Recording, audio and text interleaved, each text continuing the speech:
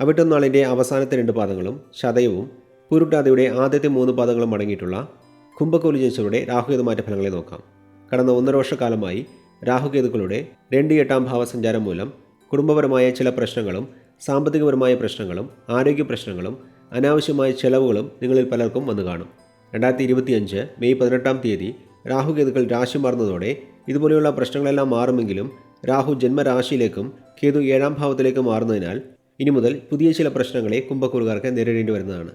അതായത് 7-ൽ കേതു സഞ്ചരിക്കുന്നതിനാൽ വിവാഹം കഴിഞ്ഞവർക്ക് ജീവിത പങ്കാളിയുമായി ഇടയ്ക്കിടെ പ്രശ്നങ്ങളുണ്ടാകും. ജീവിത പങ്കാളിക്ക് ആരോഗ്യ പ്രശ്നങ്ങളും വന്നു പോകും. ഈ കാലയളവിൽ നിങ്ങൾ മറ്റുള്ളവരുടെ കാര്യങ്ങളിൽ കഴിവതും ഇടപെടാതെ സ്വന്തം കാര്യം മാത്രം നോക്കി ജീവിക്കുന്നതാണ് നല്ലത്. അതേസമയം വ്യാഴത്തിൻ്റെ അനുകൂല സഞ്ചാരം മൂലം കുടുംബത്തിൻ്റെ ആവശ്യങ്ങൾ നിറവേറ്റാൻ കഴിയുന്ന തരത്തിൽ നിങ്ങളുടെ സാമ്പത്തിക സ്ഥിതി മെച്ചപ്പെടും. വളരെ കാലമായി മനസ്സിലുണ്ടായിരുന്ന ആഗ്രഹങ്ങൾ നിറവേറും. കൊടുക്കൽ വാങ്ങലുമായി ബന്ധപ്പെട്ട പ്രശ്നങ്ങൾ പരിഹരിക്കപ്പെടും. വിദ്യാർത്ഥികൾ പഠനത്തിനായി കൂടുതൽ സമയം നീക്കിവെച്ചാൽ പരീക്ഷകളിൽ മികച്ച വിജയം നേടാനും സാധിക്കും.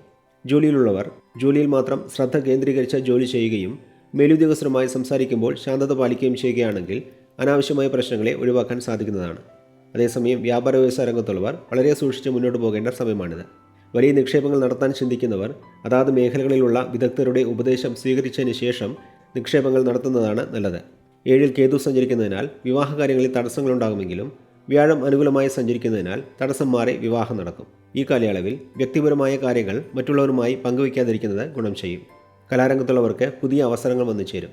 ജന്മരാശിയിൽ സഞ്ചരിക്കുന്ന രാഹുവിനെ വ്യാഴം ദൃഷ്ടി ചെയ്യുന്നതിനാൽ വലിയ രീതിയിലുള്ള ആരോഗ്യ പ്രശ്നങ്ങൾ കുംഭക്കൂറുകാർക്ക് വരികയില്ല. അതേസമയം ജീവിത പങ്കാളിയുടെ ആരോഗ്യത്തിൽ കൂടുതൽ ശ്രദ്ധിക്കേണ്ടതാണ്.